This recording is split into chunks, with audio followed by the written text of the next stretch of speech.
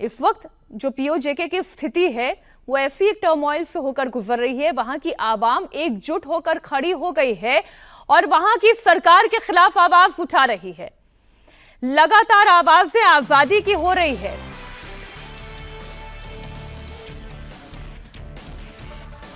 मुजफ्फराबाद मार्च में हजारों की संख्या में लोग शामिल हो रहे हैं। पीओके के मुजफ्फराबाद मार्च में महिलाएं और बच्चे शामिल हो रहे हैं। बड़ी खबर आपको दे दूं 36 दिनों से ये सड़कों पर लगातार खड़े हुए हैं। मुजफ्फराबाद लॉन्ग मार्च की शुरुआत हो चुकी है। हजारों की संख्या में प्रदर्शनकारी सड़क पर उतरे हुए हैं।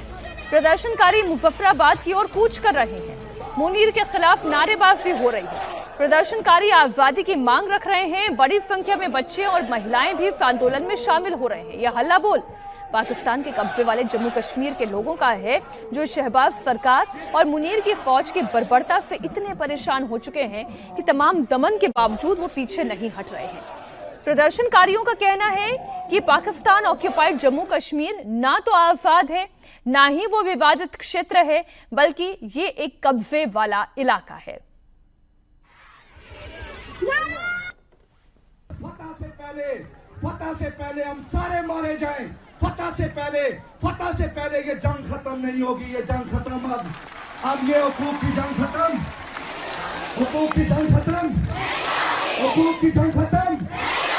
एक आता है कहता है फलां नहीं मान रहा, दूसरा आता है कहता है फलां नहीं मान रहा। हमने किसी का ठेका नहीं उठाया हुआ। रियासत के शहरी हैं, रियासत अवाम से है और रियासत अवाम से है और अवाम ही रियासत है। सुपीरियर रियासत अवाम है, अवाम ताकत है और अवाम की बात मानी जाएगी और अपनी होगी। अवाम की बात मानी जाएगी। फतह से पहले हम सारे मारे जाएं।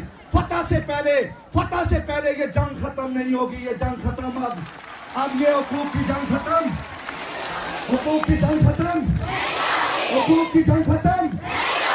एक आता है कहता है फलां नहीं मान रहा, दूसरा आता है कहता है फलां नहीं मान रहा। हमने किसी का ठेका नहीं उठाया हुआ।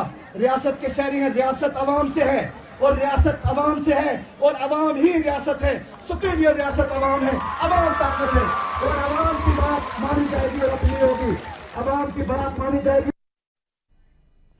मुनीर की फौज पीओके में प्रदर्शनकारियों पर कहर बनकर टूट रही है। मुनीर की सेना प्रदर्शनकारियों पर गोलियां बरसा रही है ताकि आंदोलन को कमजोर किया जा सके, लेकिन प्रदर्शनकारी पीछे हटने के लिए तैयार नहीं है। मुजफ्फराबाद कूच से पहले एक बार फिर मुनीर की फौज ने गोलियां बरसाई है। रावलाकोट और सुधनौती में प्रदर्शनकारियों पर फायरिंग की गई। बताया जा रहा है कि पाकिस्तानी रेंजर्स की फायरिंग में 8 प्रदर्शनकारियों की जान चली गई है। पाकिस्तानी रेंजर्स ने रावलकोट बस स्टैंड पर फायरिंग कर दी। आंसू गैस के गोले दागे क्योंकि वहां बड़ी संख्या में प्रदर्शनकारी जुटे हुए थे। इसमें महिलाएं भी शामिल थी। जानकारी के मुताबिक फायरिंग में 8 प्रदर्शनकारियों के मारे जाने की खबर है, जो मुजफ्फराबाद कूच के लिए निकले थे, लेकिन इसके बावजूद प्रदर्शनकारी यहां डटे रहे।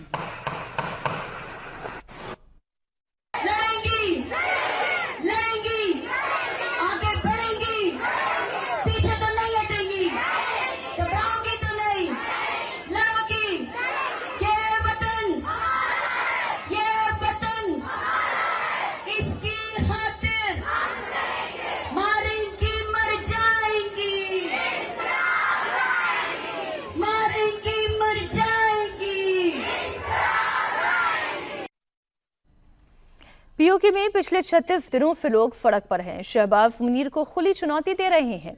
दरअसल पाकिस्तान के कब्जे वाले कश्मीर में 27 जुलाई को चुनाव होना है, जिसका पीओके के लोग विरोध कर रहे हैं। पीओके में विधानसभा के कुल 53 सीटें हैं। इसमें 12 सीटें उन कश्मीरी शरणार्थियों के लिए आरक्षित हैं जो पीओके में नहीं है, बल्कि पाकिस्तान के अन्य शहर जैसे लाहौर, कराची, रावलपिंडी में रहते हैं। प्रदर्शनकारियों का कहना है कि इन लोगों के दम पर इस्लामाबाद की सरकार पीओके में कठपुतली सरकार थोप देती है, जो उन्हें मंजूर नहीं है। 78 साल जैसा कि ये चूरन बेचा गया कि हम श्रीनगर को आजाद करवाएंगे। पुत्र है चूरन पुराना हो गया। उन चूरन तो सारा कश्मीरी ऐसा कोई चूरन ना ले लगे। असा की तुसा असा कश्मीर आजाद कर असा 78 साल श्रीनगर की ट्रकों की बत्ती मगर लाई रखा। आटा मंगया कोली, बिजली मंगी, तै कोहली पानी मंगया, तै कोहली हुक्मरानी मंगी, तै कोहली, लेकिन उन कोहली खाली खान न लगे।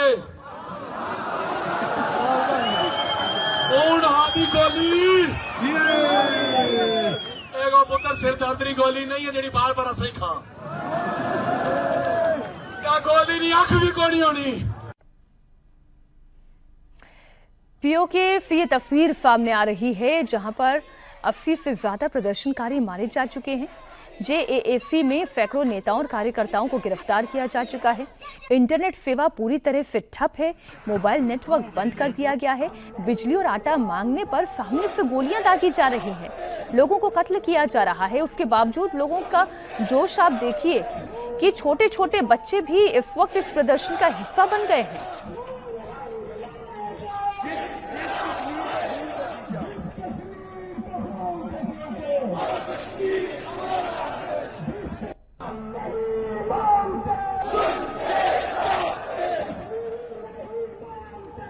पाकिस्तान द्वारा अपने अवैध और जबरन कब्जे वाले क्षेत्रों में दशकों से चल रहे शोषण, मौलिक अधिकारों का हनन और प्रशासनिक उत्पीड़न, एडमिनिस्ट्रेटिव ऑपरेशन का सीधा परिणाम है और प्रमाण भी है।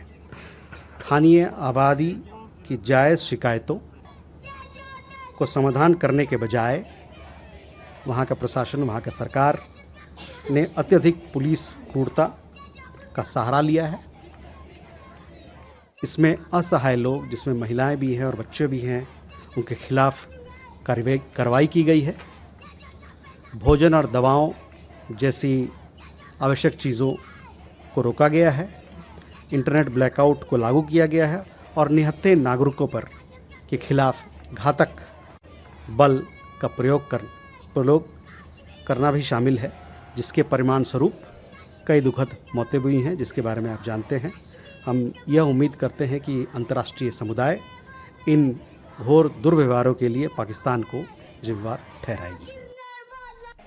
भारत की तरफ से स्टैंड हमेशा मानवता के साथ रहा है और पाकिस्तान ऑक्यूपाइड जम्मू कश्मीर में जिस तरीके से लोगों को मारा जा रहा है, भारत ने इस बार यूनाइटेड नेशंस में भी अपना पक्ष स्पष्ट रूप से रखा है। लेकिन अभी ये जो तस्वीर आप देख रहे हैं, ये विद्रोह का वो स्वर है जो आवाम के भीतर से उठकर खड़ा हो रहा है। ये आसिम मुनीर की फौज के खिलाफ है, ये शहबाज की सरकार के खिलाफ है। जिन 12 शरणार्थियों के लिए आरक्षित सीटें रखी गई हैं, वो दरअसल यहाँ पाकिस्तान ऑक्यूपाइड जम्मू कश्मीर में रहते भी नहीं हैं। वो कराची में रहते हैं, वो लाहौर में रहते हैं। ऐसे लोगों के लिए यहाँ पर सीटों को आरक्षित करने का मतलब ये है कि सरकार की कठपुतली के तरह पीओजे में काम करना। और सबसे ज्यादा दुख की बात तो यह है कि जब आम मूलभूत सुविधाओं के लिए, रोजी के लिए, रोटी के लिए, बिजली के लिए आवाम खड़ी होती है, सरकार से अपना हक मांगती है, तो बदले में उन्हें गोलियां मिलती हैं। अक़वाम मुत्तहिदा के चार्टर के मुताबिक ये इस पर क़यादतें मौजूद हैं और उन क़यादतों की मौजूदगी में ये एक डिस्प्यूटेड टेरिटरी है, ये एक मुतनाज़ा इलाका है। लेकिन ये मुतनाज़ा नहीं है, ये मकबूजा इलाका है। ये मकबूजा इलाका, इस पर कब्जा है, इस पर शहरी कब्जा है। ये एक मुतनाज़ा इलाका है, जिस मुतनाज़ा इलाके में अवाम के पास के राइट है। जम्मू कश्मीर के मसले के मुताल्लिक जो बात करने का इख्तियार है, वो किसी के पास नहीं है। वो इन खवातीन के पास है, वो इन मर्दों के पास है, इनकी औलादों के